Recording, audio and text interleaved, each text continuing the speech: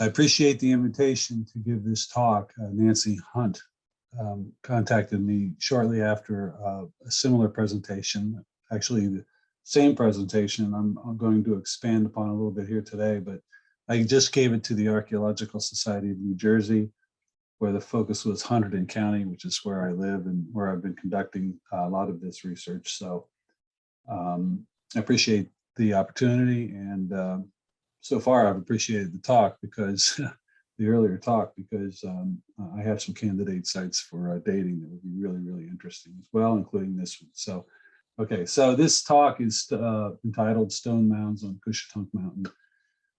It reflects work that I have done over the past a couple of years with a couple of colleagues and friends.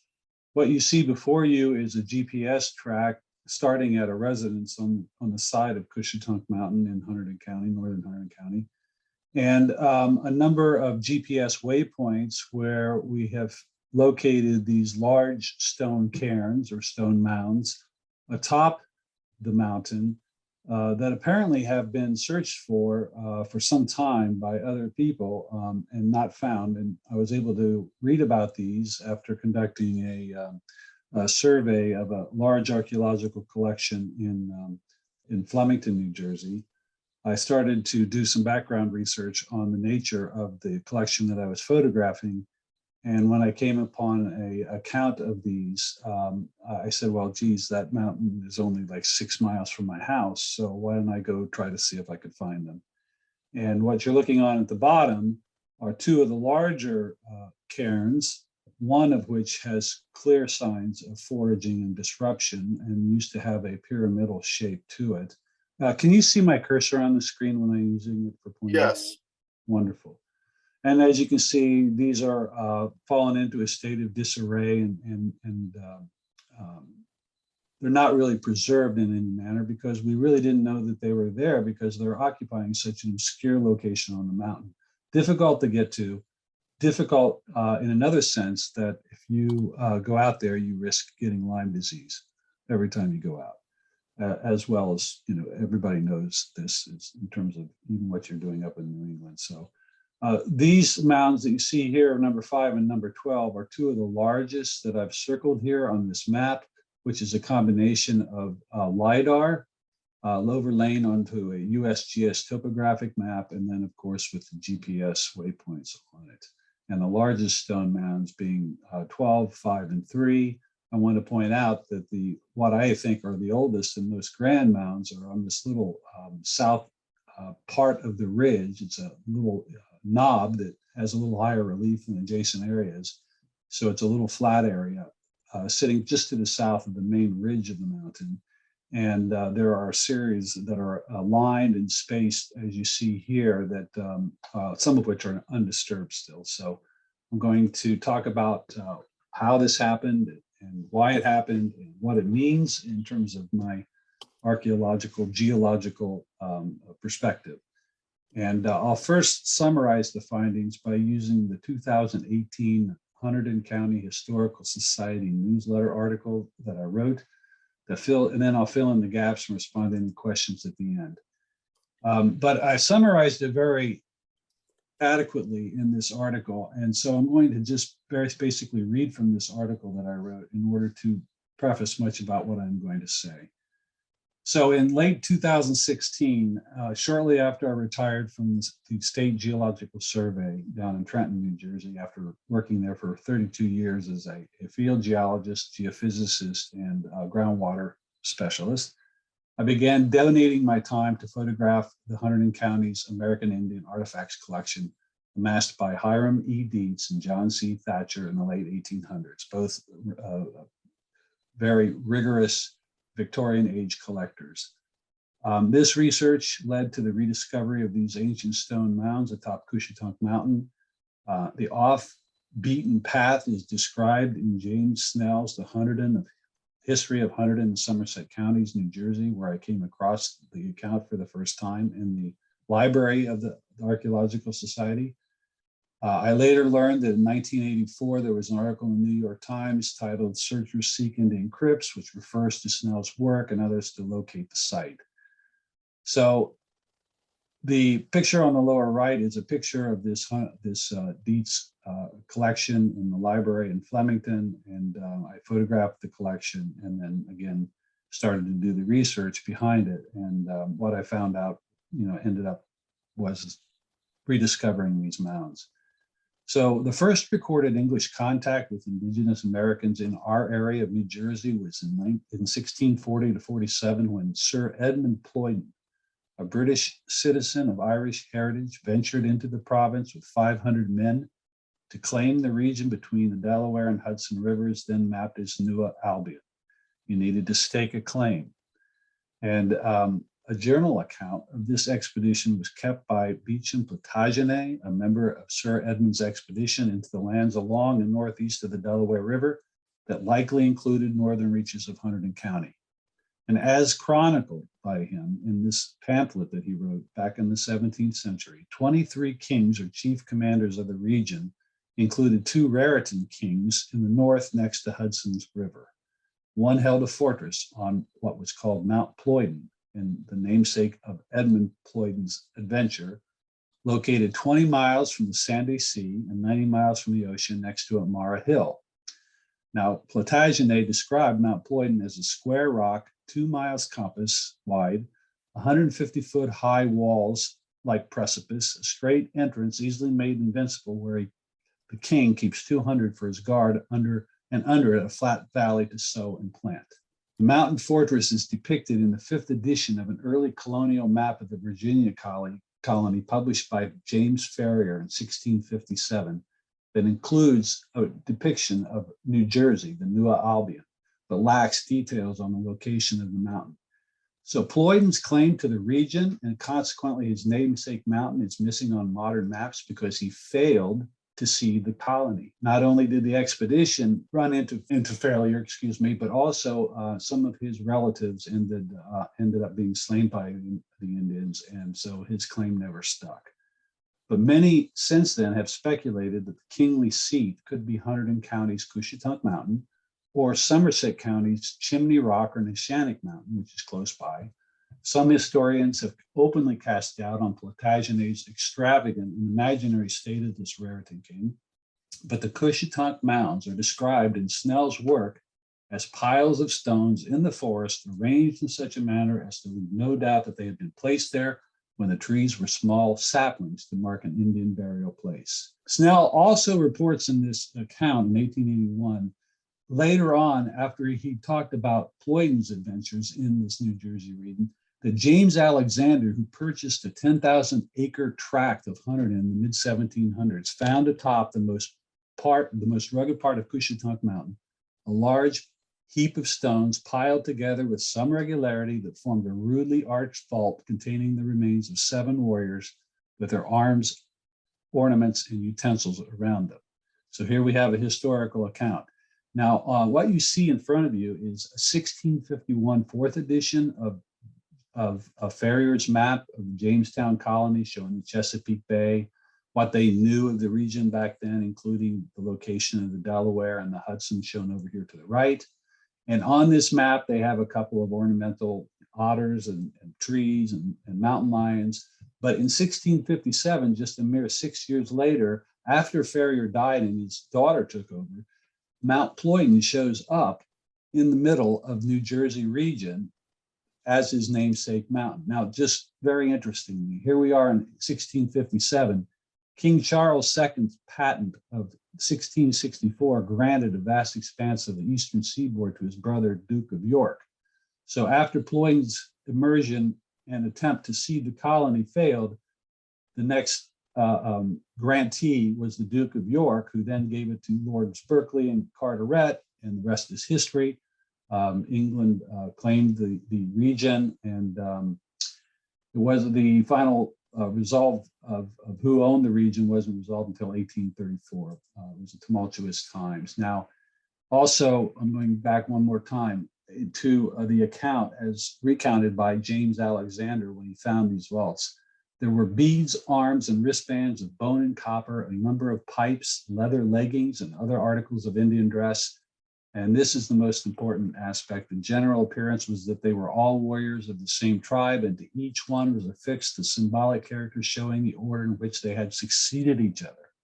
Very interesting, because I had never heard of any written symbolic characters associated with prehistoric Indians of this region, other than the Lenape stone, which was found out in the middle of the Delaware as a navigational aid, we think. But there was nothing in common with these relics with those of the then existing tribe to suggest that they were of the same generations. And the trees seem to have grown there since this fault was built, and the probability is that it was the resting place of 7 generations of kings who had roamed here long before the white people came. Alexander ended up replacing the stones, fearing that the Indians would, discovering his invasion, would be incensed against him. Now, a little bit more history about this mountain. In 1956, Henry Beck, who wrote The Roads of Homes, Lanes and Legends of New Jersey, also raised the Cushetunk Mountain, Mount Ployden link by noting the bold eminence of the mountain, but he mistakenly identified Round Valley's southern rim as the likely lost site of the warrior kings, whereas I found them on the northern rim. Presumably, as he states, these graves must have been opened. Recent wanderings and inquiries have brought forth no trace of these burials. And Norman Whitwer, then in 1964, also pointed out that these other people, professors in the area, had thought that Round Valley Reservoir, Cushetunk Mountain, fit the location of Mount Ployden. Whether these mounds are ancient Indian graves or not awaits confirmation by professional archaeological work, if it is done. But in my mind, this site, in conjunction with other adjacent archaeological sites about the headwaters of Rockaway Creek, just to the north of this site, points to the high probability of Cushetunk Mountain being Mount Ployden and the resting place of the fabled warrior kings. So that was how I summarized it then. This is a copy of the scan of the 1984 New York Times article, in which they basically recount much of what I've already said to you. And I'm not going to spend much time on it. But what I have tried to do is to put these stone mounds into perspective, not only with the colonization of the eastern seaboard through time, beginning with Columbus, and then marching up from the Mississippi into the Carolinas. And then you have Sir Walter Raleigh in Roanoke, 1584. What we're looking at here is 17th and early 18th century, early Northeast colonialism. This is, to put it in perspective, when Alexander bought that 10,000 acre property, which included Cushetunk Mountain. The first historical account of New Jersey was written in 1765, and then I found the passages in reference to these mounds in this 1881 Snell's History of Hunterdon and Somerset counties. The first archaeological work conducted in the area was in the early 1900s, the early 20th century, beginning with Max Schrabisch, and then some of the more recent accounts. Now, if I go back up one and I try to expand this 17th and early 18th century colonialism a little bit, to put things into perspective, we have Jamestown Colony of Virginia, Hudson in 1609. New England, New Jersey wasn't really established and colonized until like 1610, 1620, 1623, when the Dutch trading posts were on the Delaware River for the first time, followed by Swedish and Finnish arrivals. But here's this Mount Sir Edmund Ployden immersion for 7 years with 500 men into the region. And here is a pamphlet that was distributed in Europe by Plantagenet in order to entice settlers to come to the New World. So you start seeing, the colonization and the efforts needed overseas to bring people over here. Interestingly enough, his pamphlet was in 1648, and the first edition of Ferrier's Map of Old Virginia was in 1651. But it took nearly 10 years to be able to actually show Mount Ployden on that map. So it's not like today where we have instant gratification and communication on the internet. It took a long time to establish these ties back then and to map them out and to communicate them. So eventually, by 1674, England reclaimed New Jersey from a Dutch effort to claim it in 1673, and the rest is history. Now, with respect to burial mounds and stone features in New Jersey. I tried to put these into perspective because I really wasn't finding a lot of information around.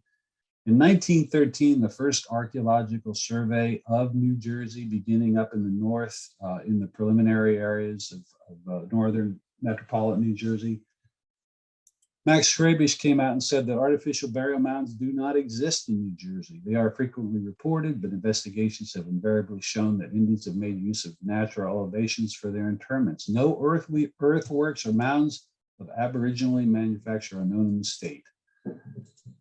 Very interestingly enough, just a few years later, he did another survey of, you can see here, the Plainfield, Union County along the lower Delaware River Valley. He notes that where there was impractical to use natural elevations and materials, sometimes the case in rocky regions, the bodies were covered by great piles of stone. Rarely caves were used. A few Indian graves have been discovered compared to the thousands that probably should be here. In 1917, an additional effort to characterize the archaeology of the state, he maps out the different Indian structures, the villages in Warren and Hunterdon counties. As you can see here, there are many. Flemington, where I live, is particularly populated by prehistoric indigenous peoples. They seem to have been attracted to this region by the occurrence of immense argillite deposits, and I've taken the time and effort to locate the old village locations on a geological map to show how most of the village locations are located on these argillite bodies, because I've heard this referred to as being the Kmart of stone tool production, because it was so plentiful that a lot of indigenous people settled here. So we have a lot of material to look at. Here's a 1846 newspaper account about how Mr. Outlaw up in the Rocky Mountains north of Hunterdon County found numerous Indian graves arranged in rows and surrounded by stones piled upright around each mound. So you see, there's a lot of press, historical accounts of the way that the indigenous peoples buried their dead and evolved from using just the natural materials around them in dirt areas to these mounded type features. And towards the end of the Archaic, shortly before 3,000 to 4,000 years ago, some societies in the eastern woodlands began burying their dead in the low natural ridges. Then around 1000 BC, perhaps earlier, mortuary rites assumed increasing importance and complexity. People began building small artificial mounds under which their dead were buried. Some date back as far as 5600 BC as up in Newfoundland or in Labrador. So by 500 BC, this burial mound ceremonialism extended across a broad region of the eastern woodlands from the western Appalachians to the Mississippi Valley and northern Michigan, Wisconsin. Now, just terminology-wise, there's a difference between a stack of stones, which is a cairn, and dolmens, which are actually stacked stones to create Neolithic tombs, if you will. So in terms of what we have here in Cushetunk Mountain, they're cairns. Now, here is the mountain, Cushetunk Mountain. In the modern sense, in 1960, it was dammed up and flooded by the New Jersey Water Authority. So at the time that the Indians were occupying these ridges, this was all a flat plain to sow, and it was a large precipice which it could easily defend. And there's a known archaeological site right up in here. But the other thing about Cushetunk Mountain that's renowned is that it is a very deep, cold body of water because of the nature of the surrounding trap rock body diabase. There are so far 6 bodies that have been lost there by canoers or kayakers, and it's also been an area of mystique. And with respect to my work, I incorporated the LiDAR from the data. I'm not going to go into what LiDAR is in any appreciable manner here, but we do have post-Sandy LiDAR that is freely available from the NOAA, I believe it is, yes, National Oceanic and Atmospheric Administration, that you can download, process, which I did. And this shows the Cushetunk Mountain region, the Round Valley Reservoir, and right here, is where the mounds occur on this east-west, south-facing ridge.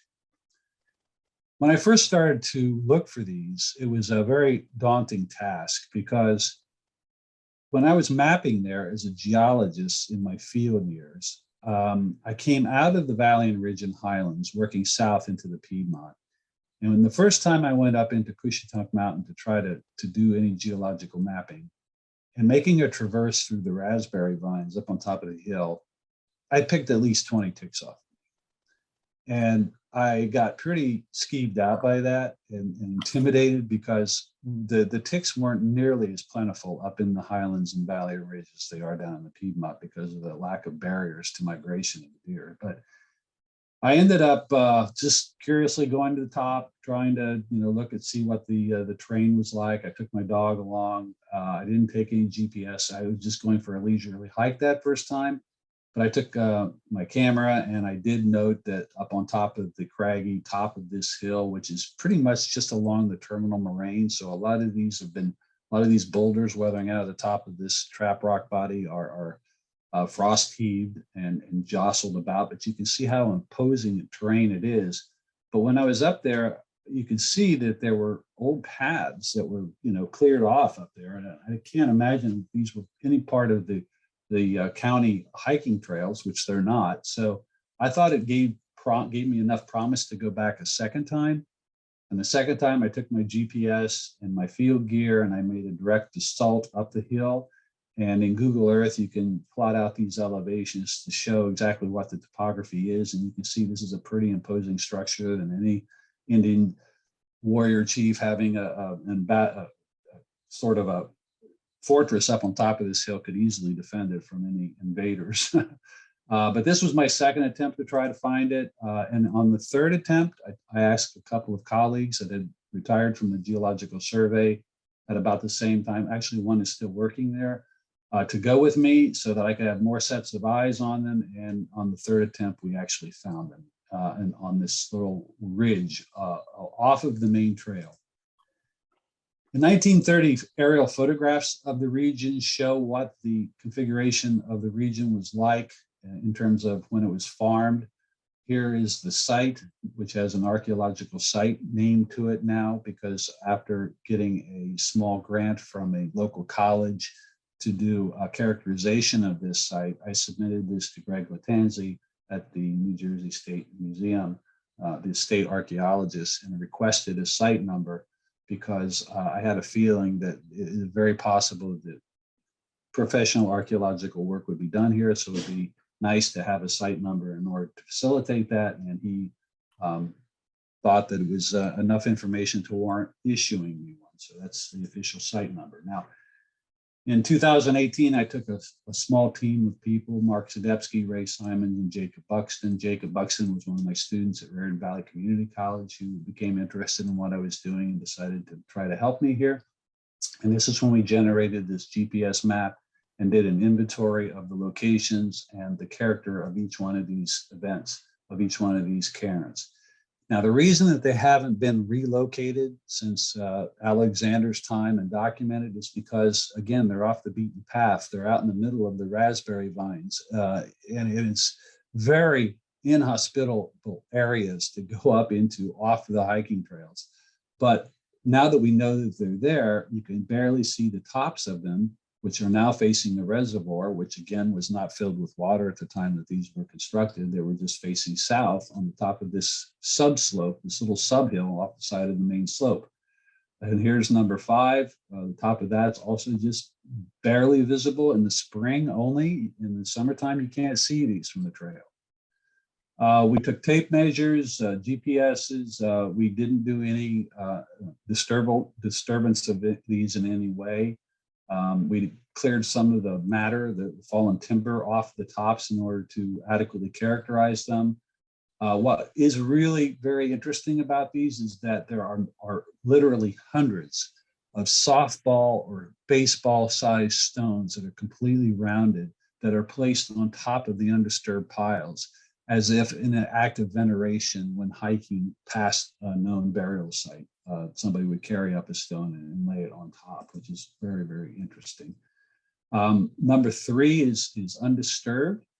But number 5, the largest, I think, is the one that Hamilton was referring to, because it's really a very, very large structure, many meters wide, conical in its form prior to it being creased down the center by foragers.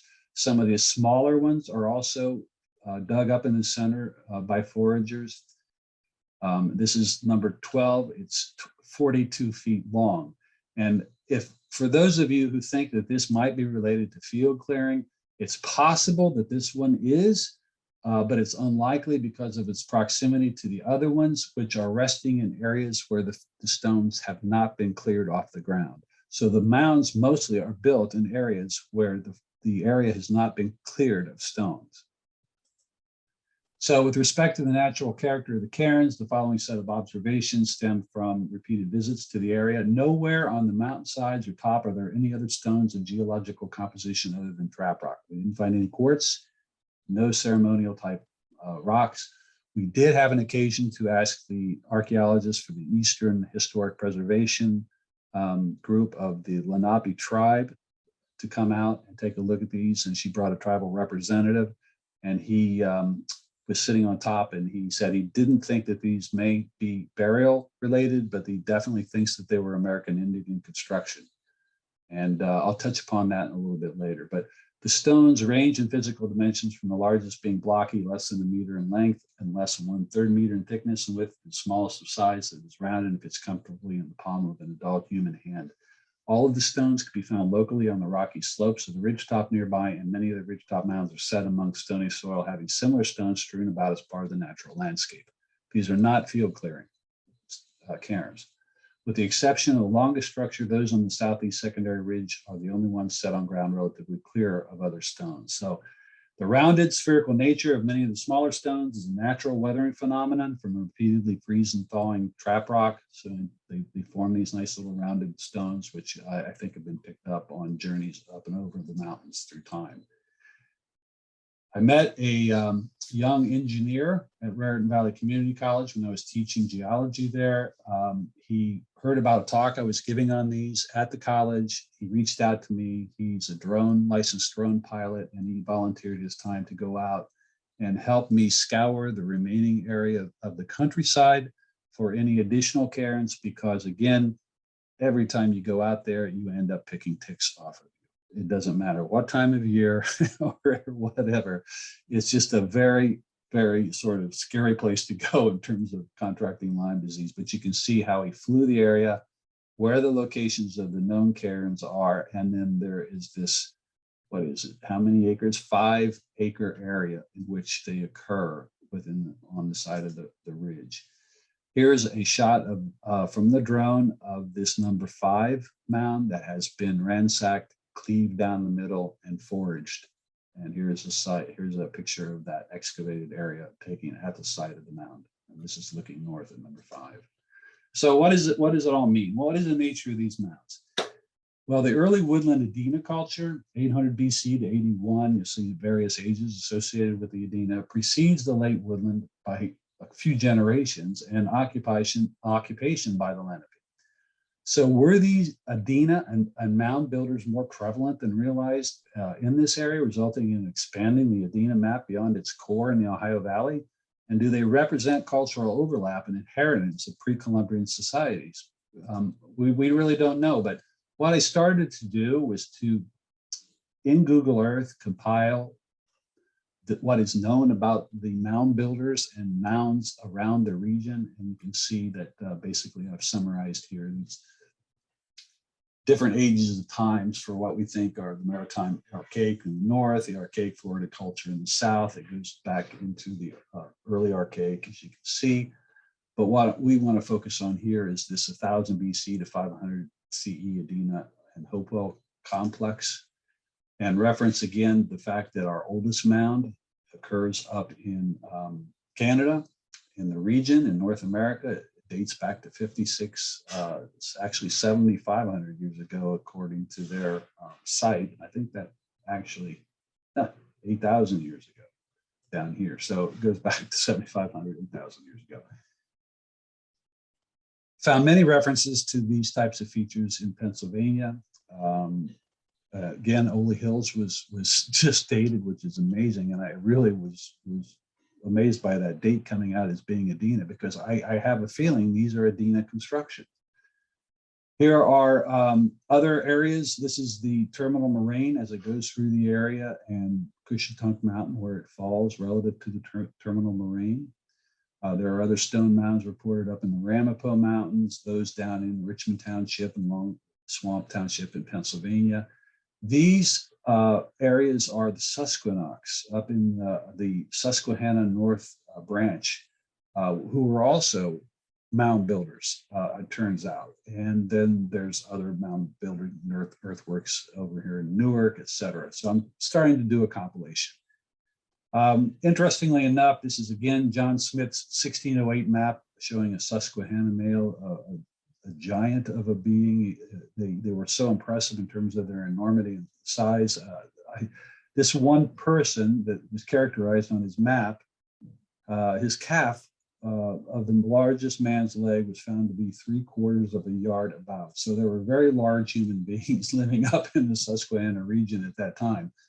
But what is reported archaeologically, professionally, is that we have Adena complexes down in Delaware, south of us. We have them north New Jersey and Rosencrantz. We have them in the Trenton area. And I think they're a lot more widespread than is realized. Here are large cemeteries and Adena caches found all through the Chesapeake Bay area up and through here. And up in Rosencrantz in North Jersey, we even have Adena-like complexes, mortuary complexes, where they have found these prosthetic altered skulls where they would hollow out their teeth to be able to insert these wolf jaws as part of a shaman type of presence. And this type of skull was found in mounds in Kentucky, and yet here we have the same kind of Adena-like presence here in New Jersey and some of the burial mounds up in the Sussex County area with all of the projectile points and the gorgets and everything that was traditionally representative of Adena. Now, when we look at the Adena culture and what it's referenced to in the literature, we have this core in Ohio, which expanded out in subsequent cultures of the Hopewell, which I think the Adena had a much larger presence than this core just in Ohio, because when you consider the Adena were in Ohio, they have to come from somewhere. They can't just sprout up in the middle of Ohio, and it's very likely that they had some kind of trade network or routes, perhaps on the eastern seaboard.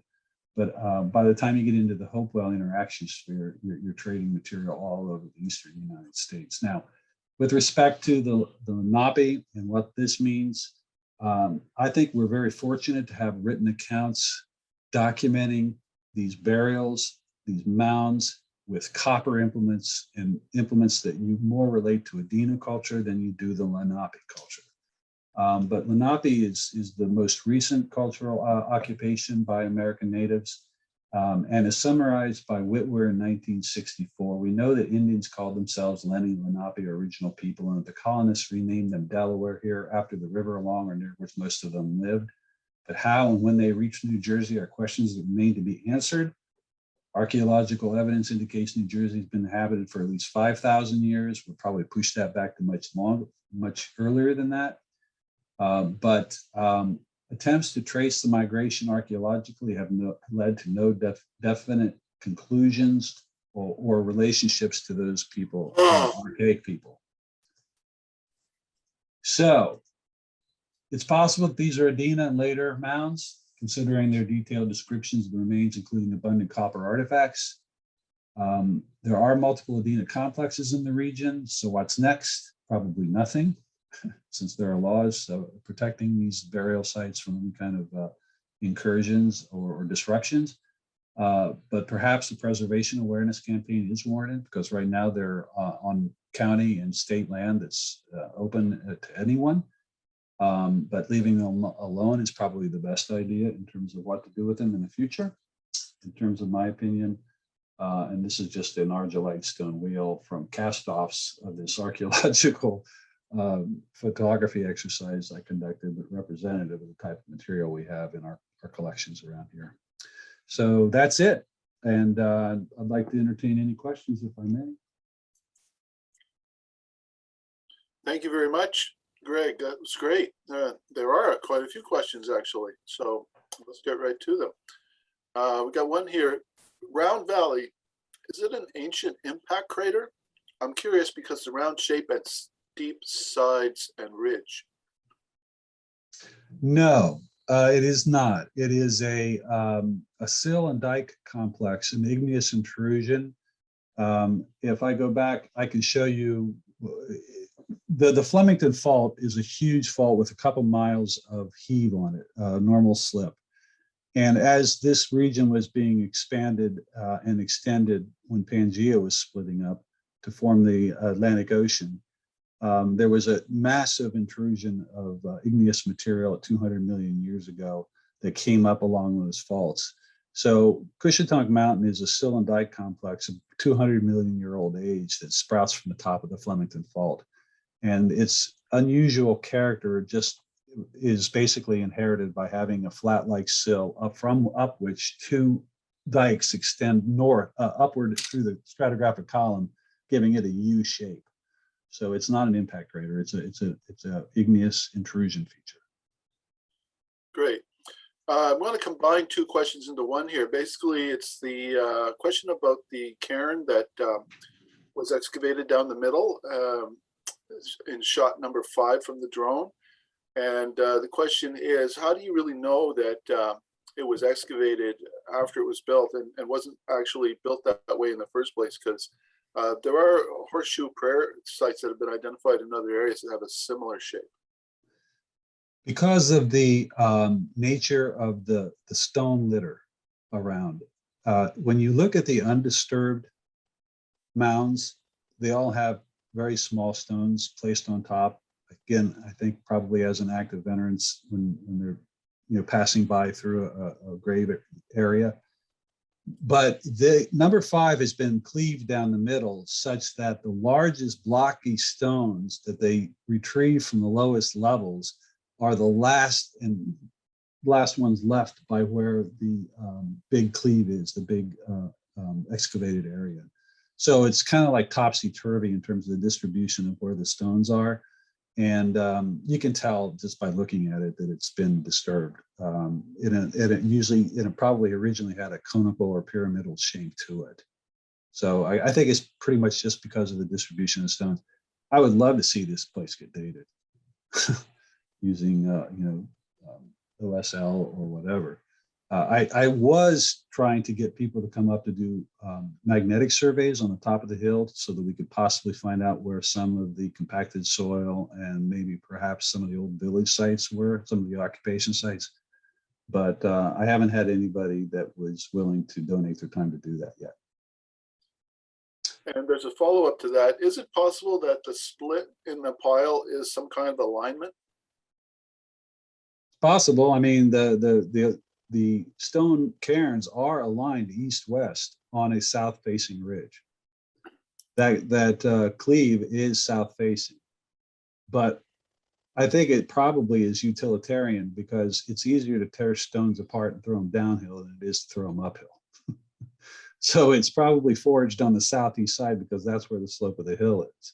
And if you're going to go in and dig in through a pile of rocks, you're not going to want to throw them uphill. You're going to want to throw them downhill and let gravity do the work. So I doubt if it's anything astronomical. I think it's pretty much just utilitarian.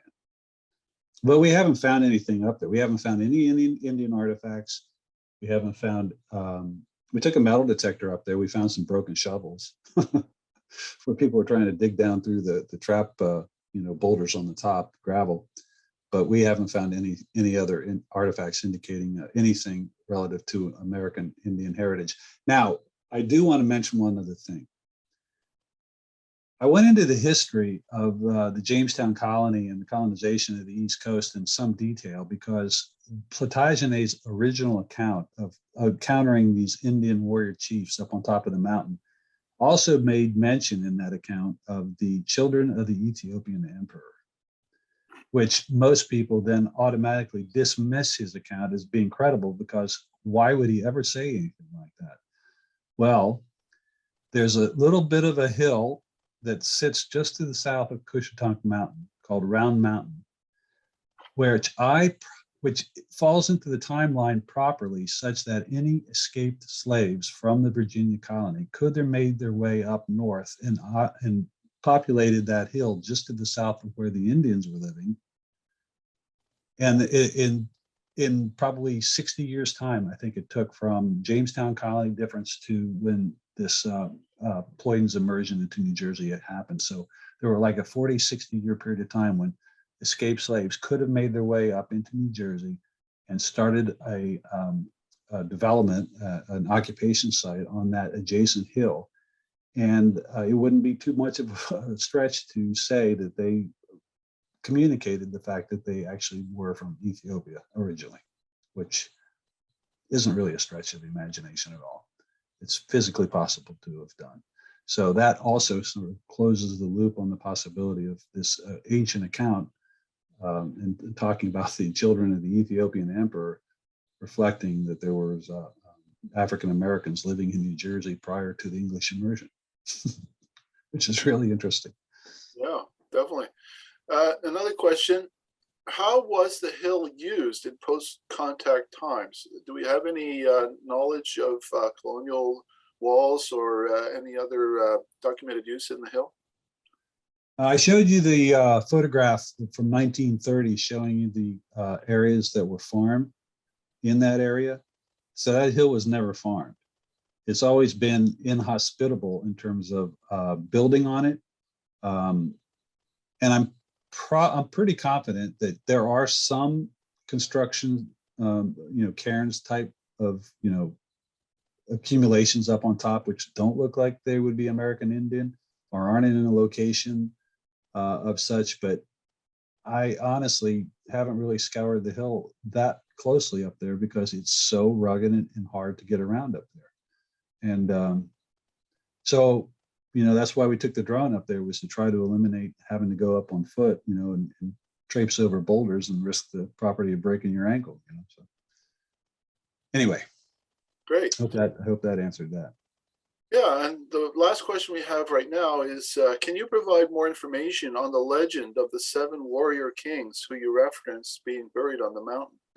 It's written in Snell's History of Hunterdon, Somerset County. That's the only place that I've seen reference to it.